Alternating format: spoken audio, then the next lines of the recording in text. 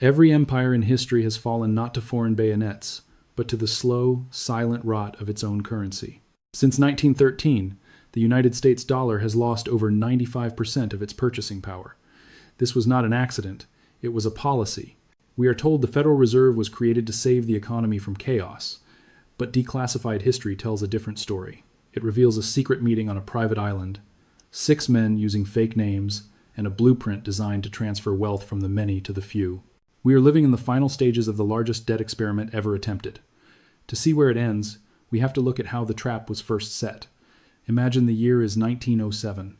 Wall Street is not a place of flashing screens and high-frequency algorithms, but a limestone canyon filled with the sound of desperate, frantic screaming. It was October, and the Knickerbocker Trust, one of the most powerful financial institutions in New York, had just collapsed. Within hours, a terrifying realization swept through the city. The money was gone. Lines of men in wool suits stretched for blocks, pounding on locked brass doors, begging for their life savings while armed guards stood watch. This was the panic of 1907, a moment of absolute financial anarchy where the United States Treasury was nearly empty and the nation's banking system was effectively paralyzed.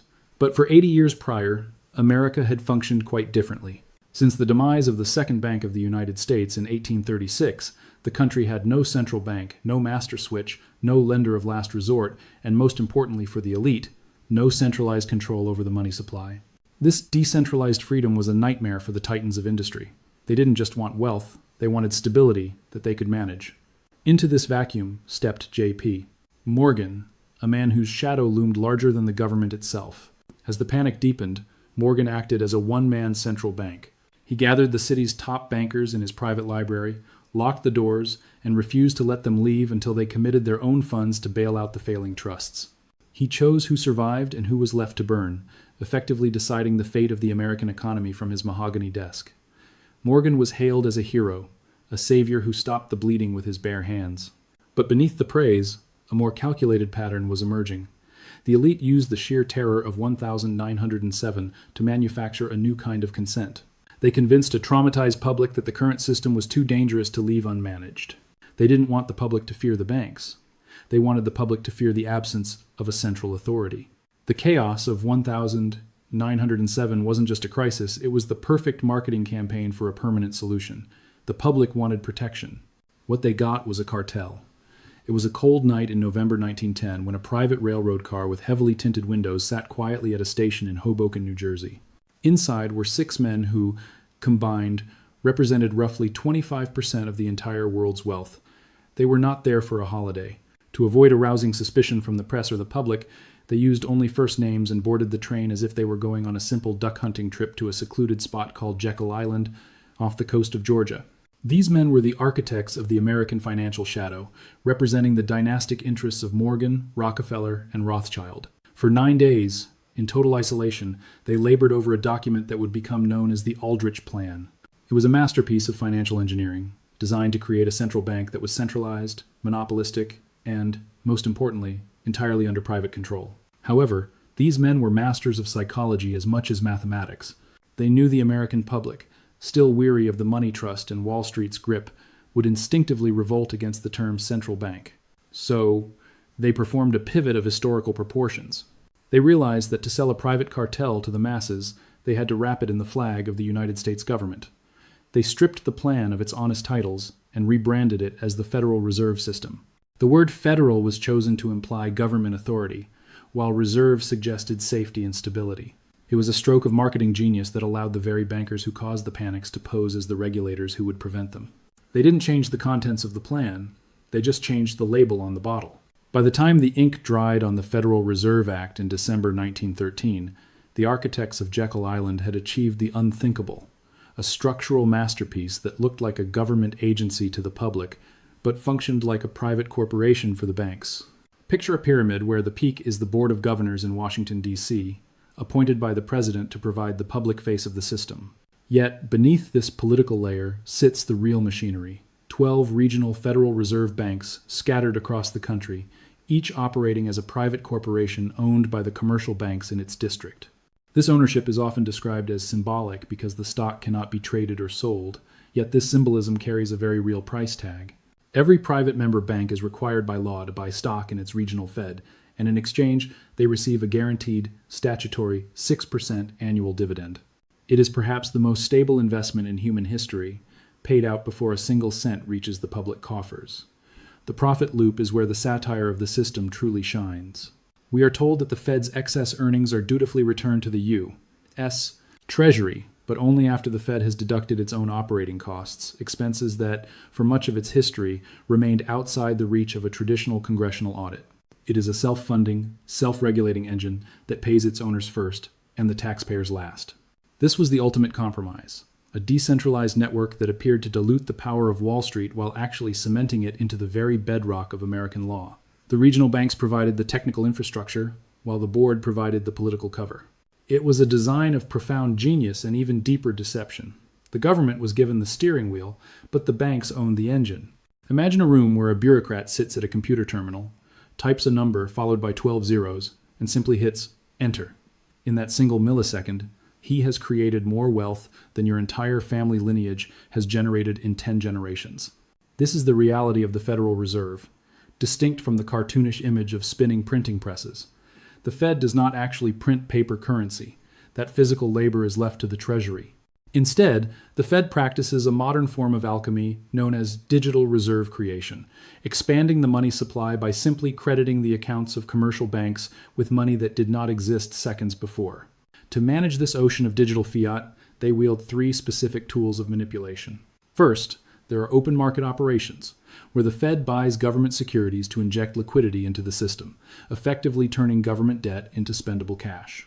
Second is the discount window, a mechanism that acts as an emergency room for Wall Street, allowing banks to borrow directly from the Fed at a discount rate when they are in distress. But the most cynical tool in their modern arsenal is the interest on reserve balances, or IORB. This is essentially a mechanism where the Fed pays banks a risk-free interest rate to keep their money parked at the central bank rather than lending it out to the real economy.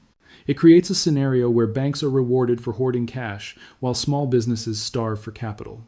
They are not just managing numbers, they are manipulating the fundamental incentive structures of society.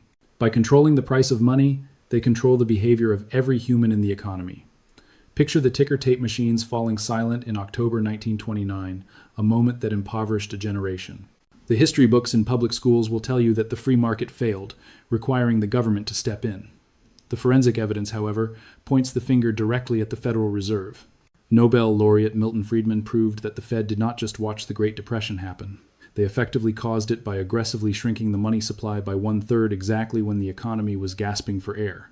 They choked the patient to cure a cough, transforming a recession into a catastrophe. Even Ben Bernanke, a former Fed chair, once admitted to Friedman regarding the Depression, "You're right, we did it. We're very sorry." Fast forward to the 21st century, and the script flips, but the actor remains the same. After the dot-com crash, the Fed slashed interest rates to historic lows, flooding the system with cheap credit that directly inflated the disastrous housing bubble of 2008. When that bubble inevitably burst, threatening to take down the global economy, they didn't apologize. Instead, they doubled down, printing trillions of dollars under the guise of quantitative easing to bail out the very institutions that gambled with your future. This pattern reached its apex during the COVID-19 pandemic, where unprecedented money creation sowed the seeds for the massive inflation spike that followed. It is a cynical loop of their own design. They artificially lower the cost of money to create a boom, wait for the inevitable bust, and then rush in as the savior to print the way out. They are hailed as heroes for solving problems that would not exist without their intervention. But the laws of economics are rigid, and the conclusion is clear. You cannot put out a fire using the same gasoline that started it. Consider the great anomaly of the post-2008 era. The Federal Reserve conjured nearly $4 trillion out of thin air, yet for 6 years, the price of milk and bread barely moved. Mainstream economists called it a miracle, but a forensic look at the ledger reveals it was actually a dam. The Fed didn't just print money, they engineered a way to trap it.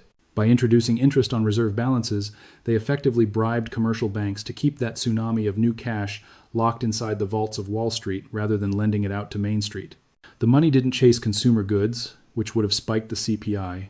Instead, it chased financial assets, inflating the stock market to record highs while the real economy stagnated. This mechanism allowed the government to monetize its massive debt without triggering immediate hyperinflation, creating an illusion of stability. But eventually, the dam breaks, as we saw in 2020. This exposes the true nature of inflation. It is the perfect tax. It requires no legislation, no vote, and no representation. It silently siphons value from your savings account to pay off the government's unpayable debts. When you realize the goal was never to protect your purchasing power but to liquidate their liabilities, the conclusion is terrifyingly simple. The system isn't broken. It's working exactly as designed. Imagine a government that is forced to tax its citizens directly before launching a global conflict. The immediate hit to your wallet would trigger a revolution, stopping the war machine in its tracks. The Federal Reserve, however, removed this natural break. By monetizing debt, it allows the state to wage endless wars on a credit card, hiding the cost in the silent theft of inflation and passing the bill to generations not yet born. This is the ultimate moral hazard. Politicians get the glory of war, banks get the interest payments, and you get the currency devaluation. Yet, when representatives demand to see the receipts, the door slams shut. The resistance to a full, independent audit is telling. If the Fed is the benevolent guardian of the economy, why is its inner ledger treated like a state secret? The fear is not that an audit would find errors, but that it would reveal the system's true clientele. This leads to the final, radioactive question. What happens if we end the Fed? Critics scream that the financial sky would fall. But advocates argue that abolition is the only path back to a currency that functions as a store of value rather than a tool of political control. We are told we cannot live without this machine. Yet for the vast majority of American history, we prospered without it. The choice is not between order and chaos. It is between a difficult truth and a comfortable lie. Understanding the game is the only way to stop being a pawn. The Federal Reserve was never designed to prevent financial panics. It was engineered to manage them, ensuring that when the house catches fire, the banking elite are the first to the exit while the public is left to burn. Over a century later, the forensic evidence is irrefutable. We have traded the natural volatility of a free market for the suffocating certainty of permanent inflation. The dollar is not dying by accident, it is being euthanized by the very institutions sworn to protect it. As the national debt spirals beyond mathematical recovery, the tools that once suppressed the crisis are now the fuel for the next explosion. They have built a machine that privatizes gains and socializes losses, turning your savings into their solvent. You are left with a stark reality. The system is rigged to strip you of your wealth slowly, invisibly, and legally. There is no voting your way out of a mathematical inevitability.